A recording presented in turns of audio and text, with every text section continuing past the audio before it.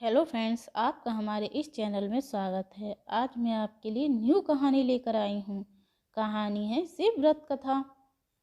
एक समय की बात है, अमरपुर नामक नगर में एक धनवान व्यापारी रहता था। उसका व्यापार बहुत दूर तक फैला हुआ था। यहाँ के नगरवासी उस व्यापारी का बहुत आदर करते थे। उस व्यापारी के पास किसी भी चीज़ की कोई कमी नहीं थी, लेकिन फिर भी वह अपने जीवन से सुखी नहीं था। दरअसल उस व्यापारी का एक भी बेटा नहीं था, जिस कारण हर समय उसे यही चिंता सताती रहती थी। उसके मरने के बाद उसकी संपत्ति की देखभाल कौन करेगा।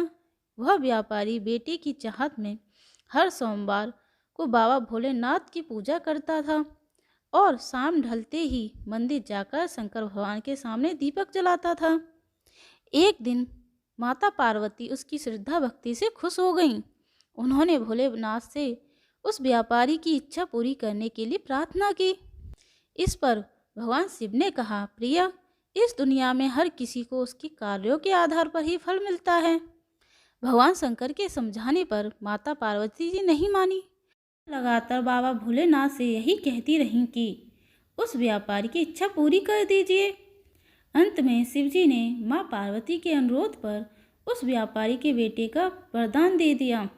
आशीर्वाद देने के बाद भगवान शंकर ने माता पार्वती से कहा, मैंने आपके अनुरोध पर उस व्यापारी को बेटे की प्राप्ति का आशीर्वाद तो दे दिया है, लेकिन उसका बेटा केवल 16 साल की उम्र तक ही जीवित रहेगा।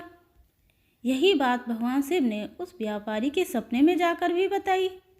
वरदान पाकर व्यापारी प्रसन्न था, लेकिन बेटे की उम्र 16 साल ही होगी, यह सोचकर वो फिर से दुखी हो गया। वह पहले की तरह फिर से हर सोमवार को भगवान शंकर की पूजा करने लगा। कुछ महीने बीतने के बाद उसके घर में एक नन्हे से बच्चे ने जन्म लिया, जो बहुत सुंदर था, और उसका नाम रखा गया अमर। बेटे के जन्म के साथ ही व्यापारी के घर में खुशियां छा गईं। बेटे के जन्म की खुशी में एक समारोह भी आयोजित किया गया। इस जश्न के माहौल में व्यापारी अब भी दुखी था। हर समय उसे यह डर लगा रहता था कि उसका बेटा अधिक दिनों तक जीवित नहीं रह सकेगा। धीरे धीरे समय बीतता गया और उसका बेटा अमर 12 साल का हो गया। एक दिन व्यापारी ने अपने बेटे को अपनी पत्नी के भाई दीपचंद के साथ पढ़ाई के लिए बनारस भेज दिया।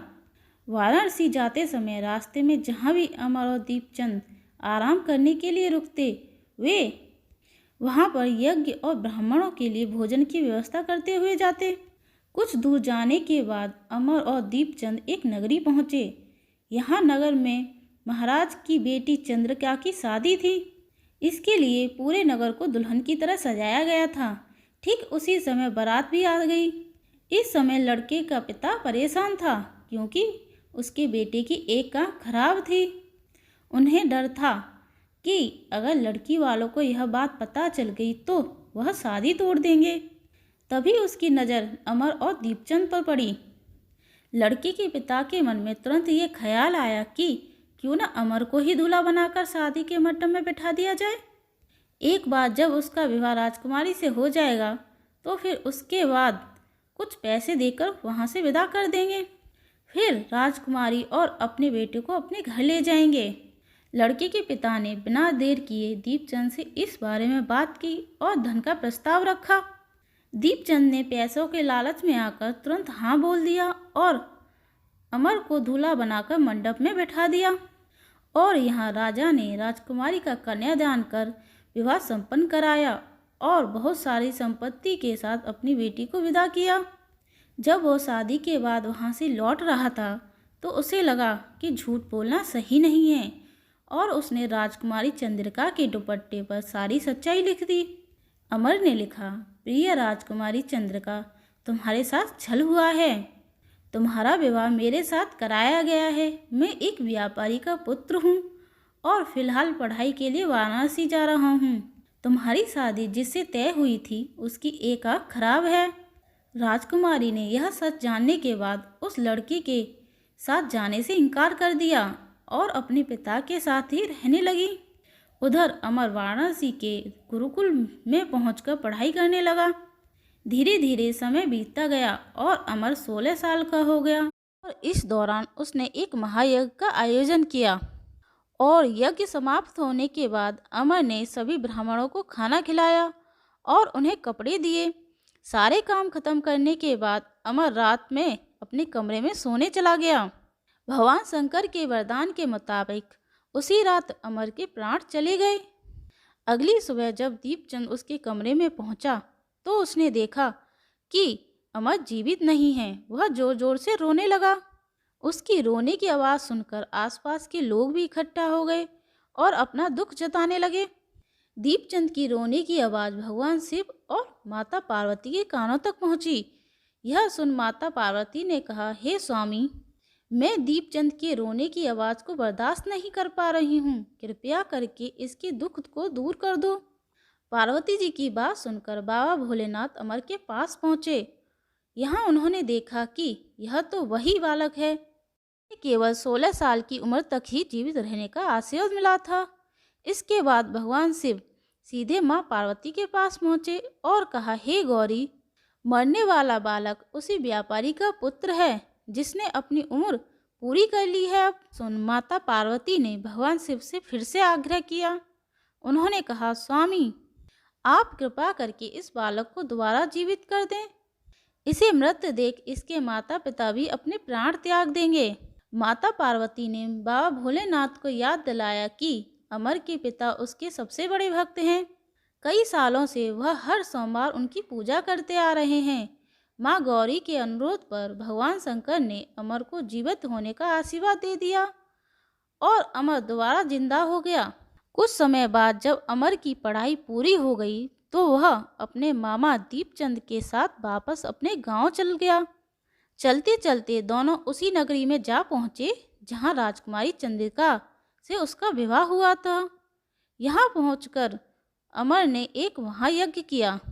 तभी पास से गुजर रहे उस नगर के महाराज ने महायज्ञ होते हुए देखा। महाराज ने एक ही पल में अमर को पहचान लिया और महायज्ञ के समाप्त होते ही वे अमर और दीपचंद को अपने साथ ले गए। कुछ दिनों तक उन्होंने अमर और दीपचंद को महल में अपने साथ रखा।